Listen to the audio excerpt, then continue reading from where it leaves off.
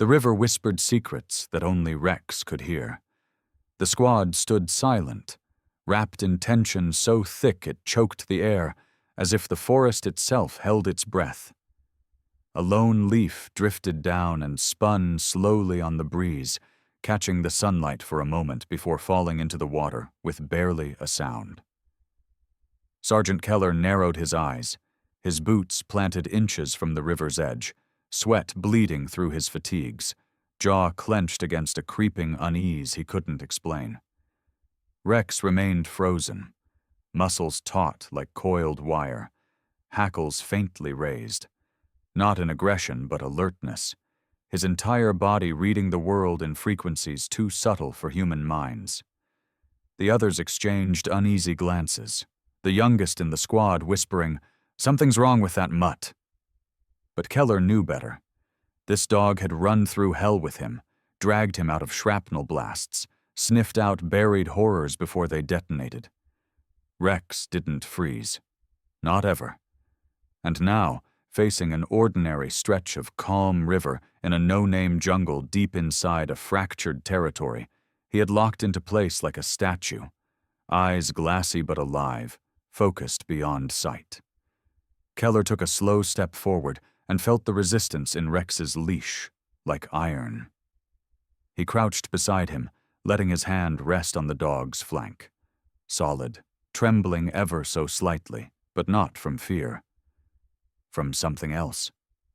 The kind of stillness that warned of a storm you couldn't see yet. A memory surfaced, an old handler's voice during training. "If a dog disobeys a command in the field, you're probably already dead. They see it first." The sun dipped behind a cloud, shadows swallowing the team as the reeds on the far bank rustled, not from wind, but from weight, movement without shape. Keller raised his fist in signal. Silence. One bird took flight. The squad lowered, scanning, eyes tracing trees, water, nothing but nature's hush. But Rex didn't move. His eyes never left the river. Keller followed his gaze, and for the first time, he saw it too. Not a figure, not a silhouette, but an impression. A feeling, like the land remembered pain. There, the muddy bank dipped in a way that was too precise, too geometric, too unnatural. Keller's heartbeat surged. The squad's point man took a single step closer, and his boot struck something just below the water's surface. A hollow clink, metallic, not rock, not wood. The point man froze. Keller's voice caught in his throat. Rex growled, low, quiet, primal. The kind of growl not meant to intimidate, but to warn. The kind that came before survival kicked in. The kind that came before something old and hidden finally woke up. The light in Kandahar was different, harsher, endless, like it was trying to bleach the world of its scars. 9 months before the river, before the silence, before the eyes that froze on something ancient and buried, the sun beat down on the dusty base camp like an unforgiving god. And Sergeant James. Keller stood outside the K-9 training barracks, arms crossed, eyes squinting against the glare as he waited to meet his new partner. The Belgian Malinois trotted out with mechanical precision, muscles like iron cables beneath his coat, ears pinned back in unreadable tension. "Rex," the handler said simply. "He's yours now." But Keller had seen enough broken things in this war to know nothing was ever truly yours out here. At first, Rex was distant, obedient, yes, but without loyalty. Their first mission together was a sweep through a bomb-ridden village, its narrow corridors lined with makeshift homes and watching eyes. The dog moved like a shadow, precise but cold. Keller issued commands. Rex followed them. Efficient, but not bonded. That changed the day the IED went off. A routine patrol became a chaos of screams and dust. Keller was thrown clear by the shockwave, his vision a blur of light and pain, ears ringing like church bells from hell. Through it all, he felt the pull. Rex's jaws locked onto the strap of his vest, dragging him to cover behind a collapsed wall. It wasn't training. It was instinct. It was survival. That night, under the orange glow of a lantern and the weight of morphine, Keller reached out to Rex. The dog didn't flinch. His head rested on Keller's boots until dawn. After that, they were different. Not just soldier and asset.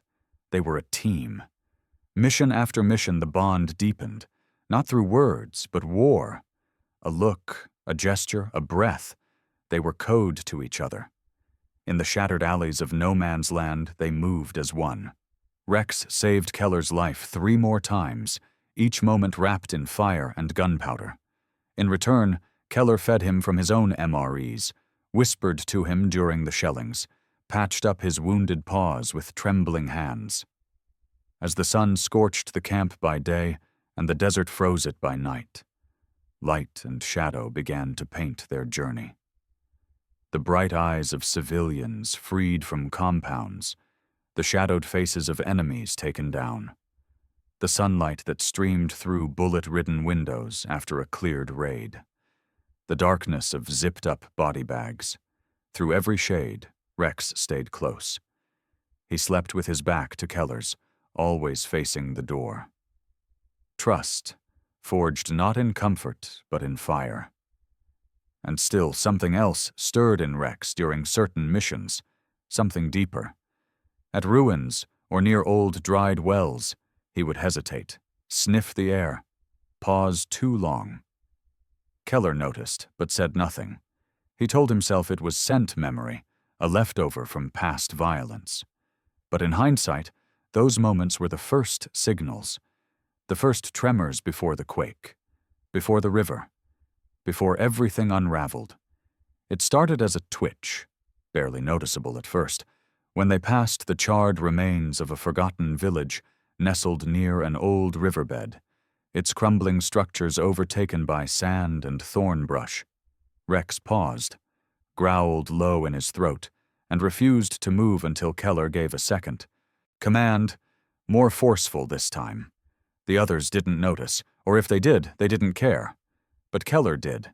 The next week, during an intel sweep near an abandoned caravan outpost, ruins so old they weren't even on the tactical maps, Rex's ears went flat, body rigid, hackles raised at nothing. No enemies, no sounds, just the stale breath of ancient dust.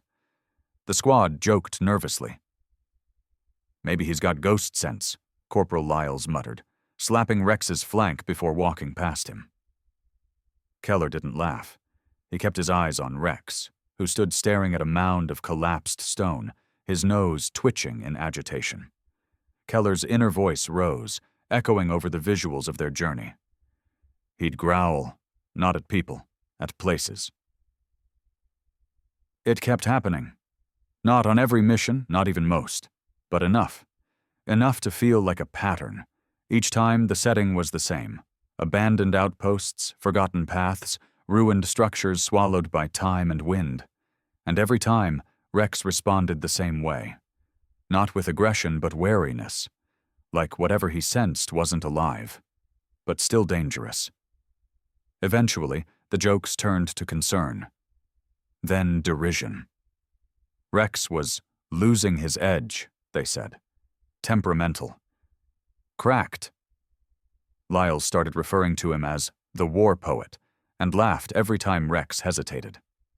A commander quietly requested Keller submit Rex for reassessment. Keller refused. "He's fine," he told them. "He's reading something we're not trained to see." But even Keller couldn't explain what that meant. Not then. Then came the mission through the canyon, the path carved by time and half-remembered war, where no satellite feed could cut through the rocky overhang. They went in under dusk. The air was thick, unmoving. The canyon walls whispered like they had stories trapped inside them. Rex tensed up halfway through, growled again, low and guttural. Keller followed his line of sight and saw it. A twisted sliver of metal jutting from the sand, rusted, half-buried. It didn't belong there, not shaped like that, not smoothed like that. It was curved, dark, and humming almost imperceptibly in the dying light. Keller stepped closer, and the dog growled louder. He reached out, something about it pulled at his curiosity like a hook, and the moment his fingers brushed the edge, Rex barked sharply, breaking the silence, startling the entire squad. The sound ricocheted through the canyon like a warning shot. Keller backed off. The team dismissed it as nerves. Another joke. Another story for the mess hall. But that night, under the cracked ceiling of their outpost shelter, Keller couldn't sleep. His thoughts spun around that rusted shape, the uncanny precision of it, like it had been melted and molded by something far beyond human. And the sound it hadn't made, but should have. Rex lay beside him, eyes open, ears perked, listening to something Keller still couldn't hear. The mission came down from command, with little explanation, just coordinates, a timeline, and a note stamped in red. Secure for humanitarian corridor. It was a river crossing, miles deep into the overgrown wilderness where no roads reached and history sank beneath the soil like old bones. The terrain was thick, swollen with jungle and silence, and the kind of heat that wrapped around your chest like a slow, steady choke. Keller and his squad, now reduced in number from weeks of attrition, moved like ghosts through the trees, the sharp scent of rot and wet moss clinging to every breath. Rex was tense before they even saw the water. His steps became deliberate, slower, his ears rotating like radar dishes catching whispers in the leaves. They broke through the final wall of brush and found it. The river, wide and deceptively still, the water tinted with silt and memory. Trees bowed over the banks like mourners. Nothing moved. No birds, no bugs, just the current and the soft slap of water against submerged stone. Keller raised a fist, signaling the halt. The squad fanned out on instinct, weapons low but ready. "Check perimeter," he ordered. Rex stepped forward, nose twitching, and then he stopped, 4 feet from the river's edge. Just stopped. Legs locked, head lifted slightly, his breath shallow. Keller noticed immediately. "Rex, forward." Nothing. "Rex." Keller's voice dropped to a command tone, sharper. Still nothing. Just the dog, frozen like a statue carved from tension, staring at the water like it had spoken to him. The others didn't notice at first. Some moved to higher ground, others took up watch, but Keller didn't move. His eyes flicked from Rex to the river. "What is it, boy?" he murmured. A moment passed, then another. The wind rustled, but the trees didn't answer. Keller crouched beside Rex, rested a hand on his neck, muscles like piano wire. A low growl vibrated beneath his skin, subtle, steady. Not a threat. A warning. Keller looked up. The river didn't ripple. The shadows clung to the far side like they were afraid to let go. "All units, hold position," he called out, not loud, but enough. "No one crosses yet." A soldier, Ramirez, laughed. "What's wrong, Sarge? You're mud afraid of water?" Keller didn't respond. His eyes remained on Rex, and then followed his line of sight, straight into the heart of the current, to a place where the color of the water shifted just slightly, darker, thicker, like something rested beneath it. The dog's eyes didn't blink. The tension in the air stretched thin, the jungle held its breath, and in that suspended moment, Keller felt something he hadn't in years, an ache at the base of his spine, a gut-born knowing. Something was wrong. Deeply wrong. He opened his mouth to call it in, but then Rex let out a sound that wasn't quite a growl, more like a whimper wrapped in warning. And the world went still.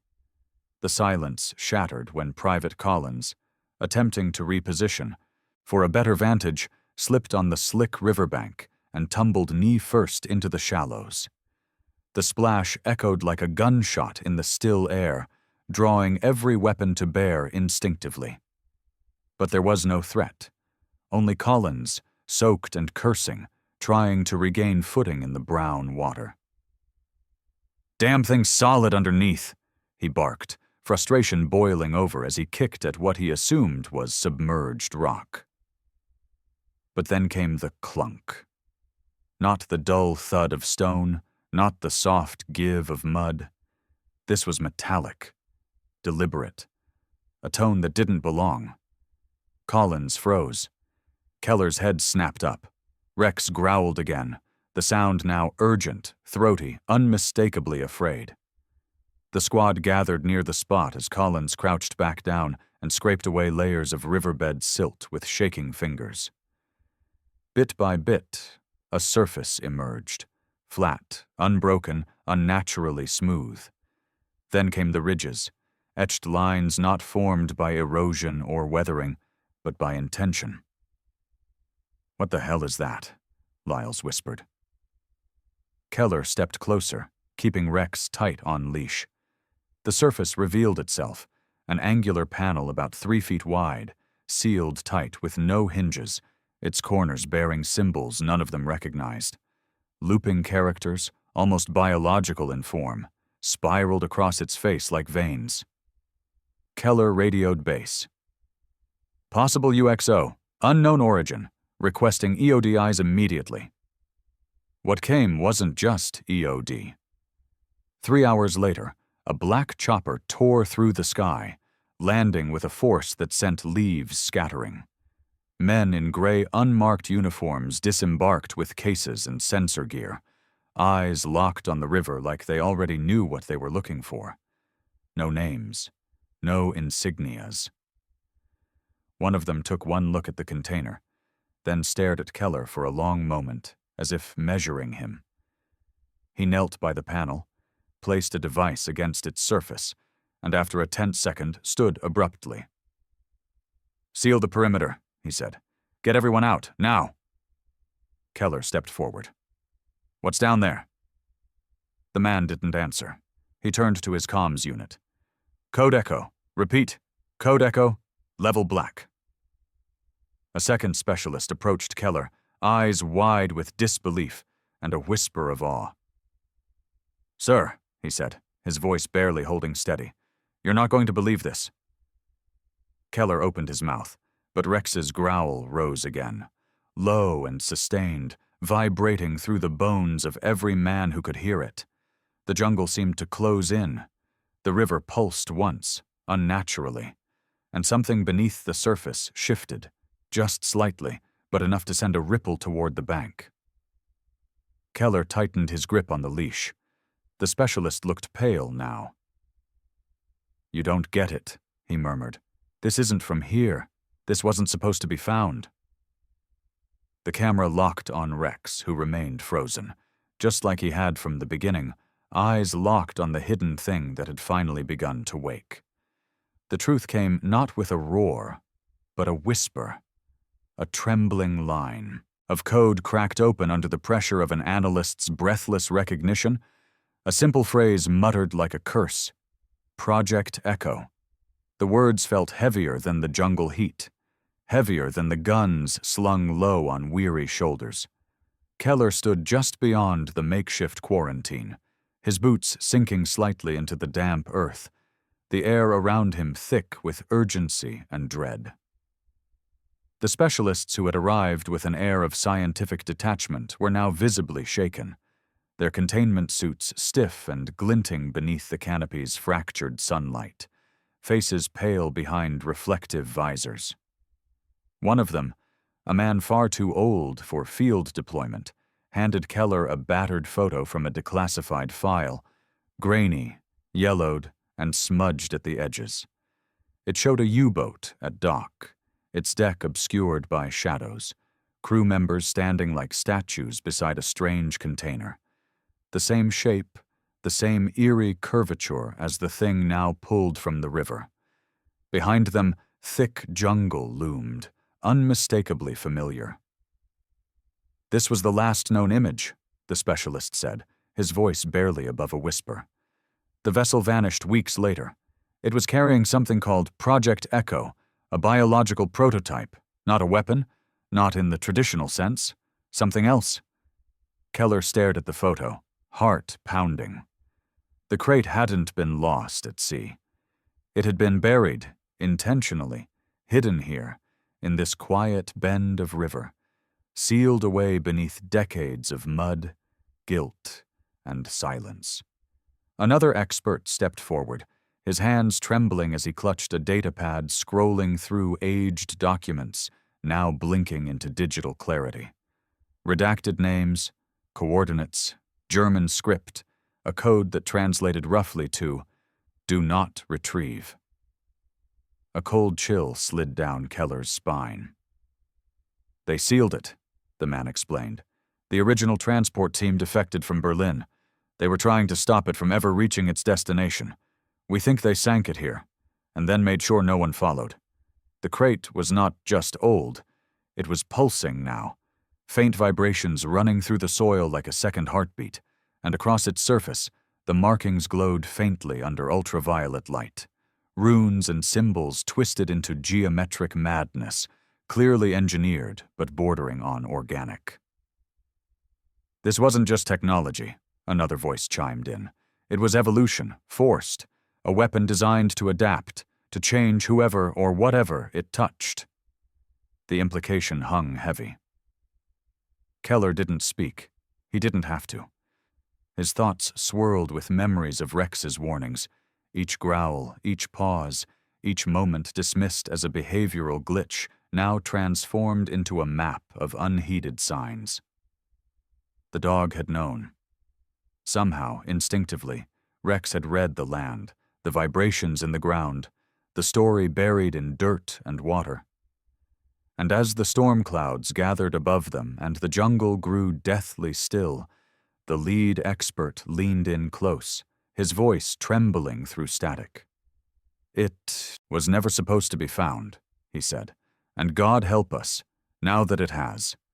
The wind picked up, the river hissed, and the past, it seemed, had just remembered them. He had known long before any scanner blinked red, long before the specialists arrived with their blinking equipment and whispered codes, long before Keller or the others had any reason to doubt what lay buried beneath that deceptively calm river. Rex had known.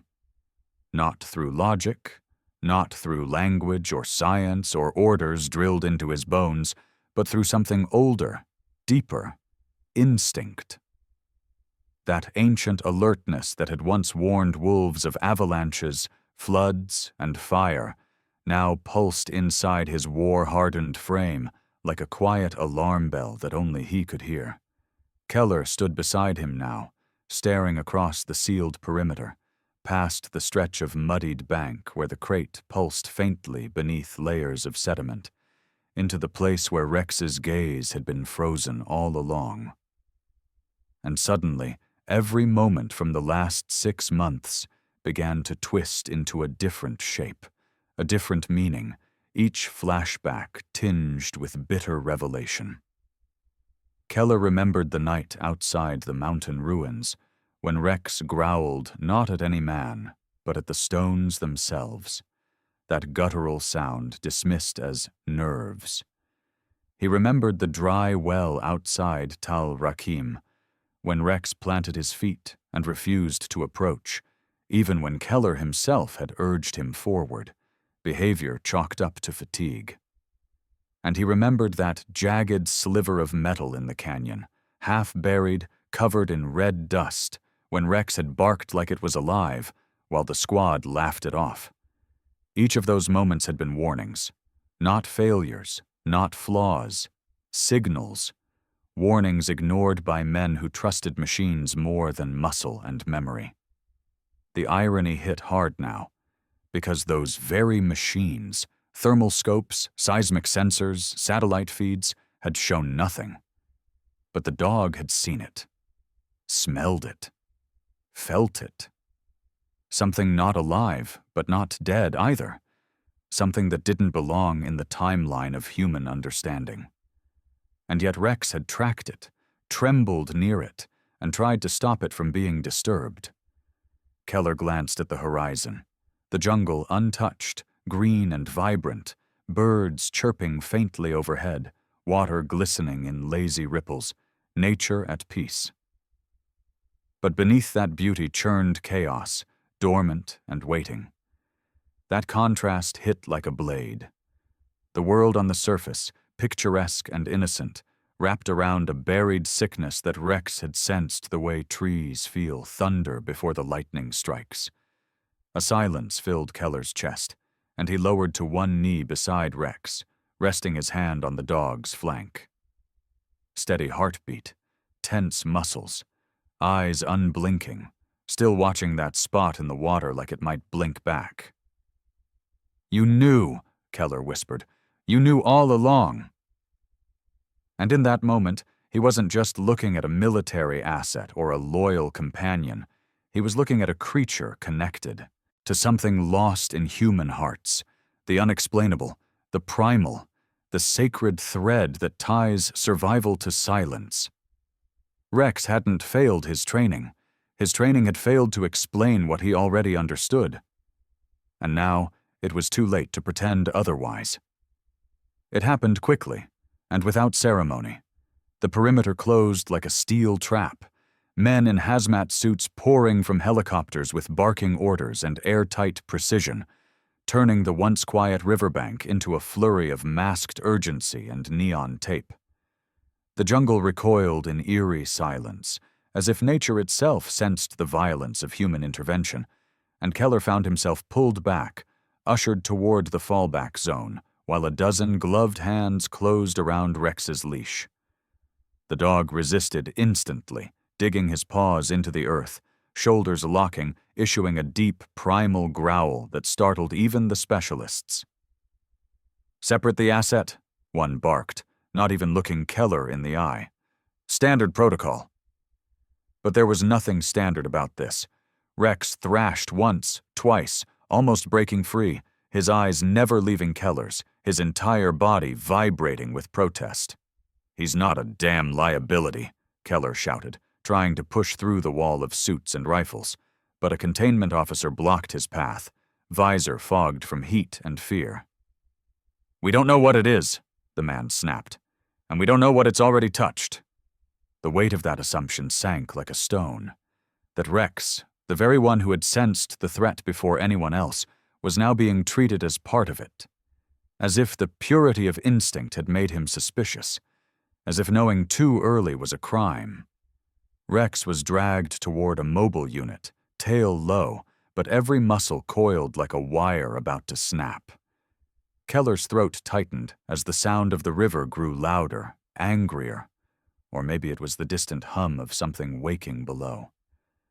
The crate had been fully exposed now, its surface shimmering with impossible heat, strange tendrils of mist curling from its edges like breath from a dying beast.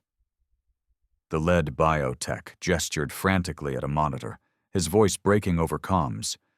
"Internal pressure is rising. Readings don't make sense." And that's when it happened. A low-frequency pulse rippled outward from the crate, invisible to the eye but deafening to every sensor, every instrument flatlining in a split second of static. One man collapsed. Another vomited. A tree on the far bank split at the trunk like lightning had struck from underground. Keller felt it too, a pressure in the skull, like memory bleeding out of bone. He staggered to his knees, vision swimming. But through the blur, he saw Rex, yanking free, slamming shoulder first into a containment officer, then bolting straight toward Keller, ignoring the chaos, the shouting, the gun barrels that snapped up too late. The dog stopped inches from him, crouched low, facing the river, teeth bared not in rage but defense. And in that moment, as another pulse rippled through the earth like a heartbeat from some buried titan, Keller looked up into the dark, furious eyes of the dog who had disobeyed him, defied protocol, defied everything, and understood. "If he hadn't stopped me," he whispered, voice raw, "I'd be dead." It was no longer theory. That first hesitation at the water's edge had not been reluctance. It had been intervention. Rex hadn't paused in fear. He had stood in front of fate. The specialists screamed for evacuation. "Pull everyone back! Evac the site!" The order came too late for some, but Keller was already moving, Rex at his side like a shadow reattached, guiding him through the smoke, through the screams, back into the tree line. Behind them, the containment shield buckled with a roar. Steam burst skyward. Alarms drowned out the jungle's breath. But they were alive. The others followed, stumbling, coughing, broken but breathing. And as Keller looked back one last time, the river swallowed the crate in a slow, silent swirl. Not destroyed, just reclaimed. He dropped to one knee, wrapped his arms around Rex's neck, buried his face in fur still slick with sweat and dust. Around them, the perimeter teams regrouped, baffled, shaken. No one spoke. There were no words for what they had almost unleashed. But Keller had only one sentence left inside him. A quiet breath of truth whispered into the ear of the only one who had truly understood what was coming. "You saved us all." The report came in 2 weeks later. A sterile PDF delivered through encrypted channels, stamped with the usual bureaucratic signatures, and dead language designed to smother truth beneath layers of formality. Incident classified, routine field anomaly. No further investigation required. Recovered item neutralized. That was it. No mention of the pulse that knocked out every biometric scanner on site. No reference to the black-suited specialists who arrived within hours and vanished without names. No line item for the sealed object unearthed from beneath a river that had run untouched since the Second World War. And certainly no mention of the Belgian Malinois, whose growl had stopped a squad from walking straight into a death sentence. Project Echo had been erased. Again. First buried by war, now buried by silence. And yet, Keller sat with the folder open on the table in front of him, jaw tight, thumb hovering over the space where the truth should have lived. The words were like ash in his mouth. Around him, the outpost hummed with routine, fresh rotations coming in, boots scraping dust off concrete, helicopters thudding rhythmically in the distance like nothing had ever happened. But it had. He still saw it when he blinked. The shape in the water, the soundless pulse, the tendrils of mist, and Rex, unmoving, shielding him with every muscle tensed, every ounce of trust already spent. They had tried to write it away, just like the original files from 1944, just like the men who had died sealing it the first time, just like the container that hadn't been destroyed, only hidden again, submerged under falsehoods and protocol. Keller lit a cigarette with hands that still trembled when he thought too hard. He looked down at Rex, curled beneath the desk, breathing steady, alert even in rest. He had been cleared after quarantine, declared fit for redeployment. His erratic behavior officially labeled as anomalous but non-threatening. Keller had laughed out loud when he read that line. Anomalous. That word again.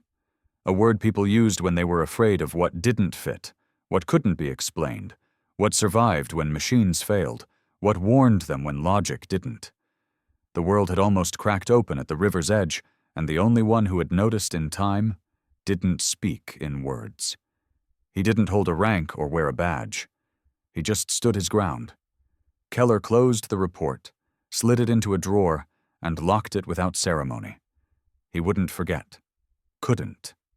He didn't need permission to remember, or to tell the story.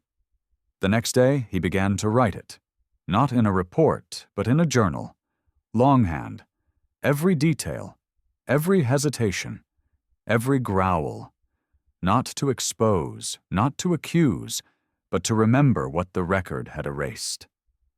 And when he was asked years later why he kept the story alive when the system tried to bury it, Keller's voice was quiet, certain. "You don't ignore a dog like that," he said. "You listen." The river hadn't changed. Not on the surface, at least. Its banks still curled gently beneath the weight of the trees. The water still moved with that same lazy grace, mirroring the sky like it held no memory of what had once stirred beneath. Keller stood alone now, years older, uniform long retired. The only sound the crunch of gravel beneath his boots and the soft lap of water at the bank. The jungle had reclaimed what the world tried to erase. No fencing, no beacons, no hum of machines, just silence, dense and sacred. He knelt down slowly at the edge, fingers brushing the same soil where Rex had once planted his paws, and refused to budge. The crate was gone, sealed again, maybe deeper, maybe somewhere else entirely. Keller had never been told. After the incident, he never heard from the gray-suited men again, and the military never spoke of it. But the weight of that day never left him. Not the silence before the storm, not the way the ground had pulsed with memory, and certainly not the look in Rex's eyes, a gaze not of fear, but of knowing. He reached into his coat pocket and pulled out a small collar tag, scratched, dulled with time, the name almost worn smooth. Rex. He held it in his palm, thumb resting across the cold metal, and for a long moment said nothing. Rex had passed away 3 years earlier, quietly, in his sleep, his body finally allowed to rest after a life spent carrying burdens. Few could understand. He'd been retired as a hero, but Keller knew the world never fully grasped what they owed him, that he had been more than a soldier's companion, more than muscle and obedience. He had been a witness, a sentinel, a soul attuned to something deeper than man's instruments could detect. As the breeze picked up, Keller's voice finally broke the silence, cracked and softened by time. He saw what we couldn't, he whispered. He felt what we refused to believe. His eyes scanned the water, searching for something that wasn't visible but still somehow there, a presence, a pressure, a scar. He didn't need words to tell me.